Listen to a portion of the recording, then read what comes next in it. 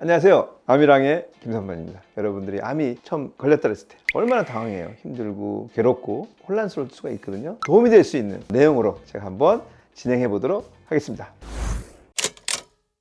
암 환자가 느끼는 감정은 수도 없이 많이 봤지만 천차만별인데 일반적으로 공포와 두려움과 절망적인 그런 생각이 당연히 있겠죠. 일주일 내내 울었다는 분도 있고요. 가족들한테 알리지 못하고 끙끙 앓고 있고, 슬픔을 아예 거부할 수는 없습니다. 치료할 수 있다는 희망으로 가야 되는 거거든. 받아들여야 돼요. 이게 암 진단이 잘못된 게 아닌가, 오진일 수도 있는 거잖아요.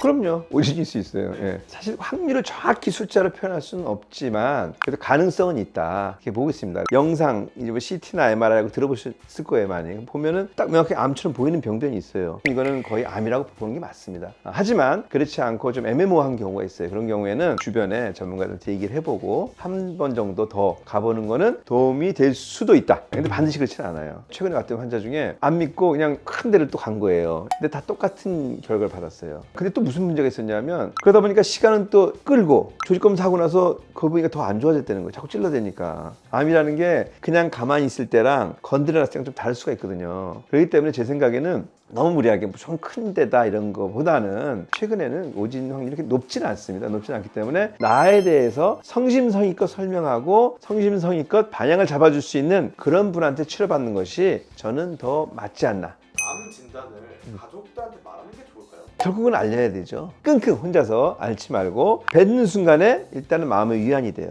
가족뿐만이 아니라 지인들 중에서도 도와줄 수 있는 분들한테 반드시 알리는 것이 좋다. 절대 혼자 싸우면 안 됩니다. 만약에 내가 암 진단을 이제 받았어, 뭐부터 해야 될까? 근데 여기서 제일 문제가 뭐냐면 암의 종류에 따라 좀 달라요. 그리고 병기라는 게 있어요. 그 다음에 환자의 상태가 또 달라요. 그렇기 때문에 사실 요걸 갖다가 일관되게 동일한 걸 하긴 좀 어려워요. 그렇기 때문에 환자 개개인적으로 맞춤형으로 갈 수밖에 없어요. 저는 그렇게 생각해요. 환자의 판단이 제일 중요해요, 나중에는요. 그렇기 때문에 너무 두려워하지 말고 나머지 부분을 좀 찾을 수 있는 사이트들이 있어요. 췌장암 사이트, 위암 사이트 다 있거든요. 유방암 사이트. 그 중에 유용한 정보가 있어요. 객관적이라고 판단되는, 그리고 정말 진정한 정보를 준다고, 도움을 준다고 판단이 되는 사이트에 가입할 걸 권하고요. 이런 전반적인 걸 다 구성을 잘 보신 다음에 본인 상황에 맞게 해주셨으면 좋겠어요. 생각하는 게 대학병원 가서 치료하는 게 훨씬 낫지 않을까? 원장님 생각은 어떠세요? 웬만해서는 그렇게 생각하고 또 그럴 수밖에 없습니다. 이게 정보가 제한되니까. 항상 얘기하지만 대학병원에서 충분한 시간 동안 나에 대해서 알려주고 치료해주고 상담해줄 수 있는 그런 상황이라면 거기가 당연히 맞죠. 하지만 제 개인적인 경험으로는 따뜻하게 살갑게 오랜 기간 동안 할 시간이 없으시대요. 지금 이렇게 대학병원을 고수하는 사람들이 다 글로 몰려가잖아요. 나의 암에 대해서 더 철저히 분석해주고, 그 다음에 시간적인 할애도 더 많고 인간으로서 대줄 수 있는 그런 병원의 선생님이라면 저는 대학병원보다 더 못하지 않다라고 생각합니다. 그러면 이제 암 진단을 받았어요. 네.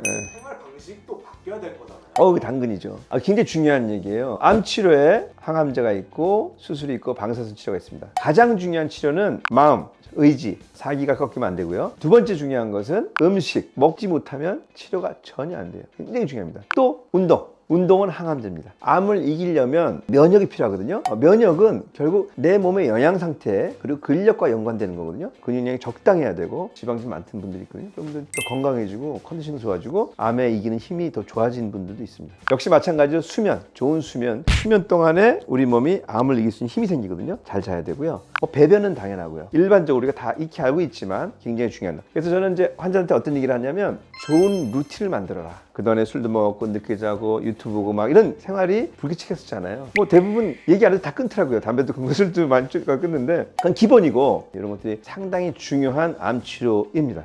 저는 병원에서 치료보다 이게 더 중요하다고 생각하는 의사입니다.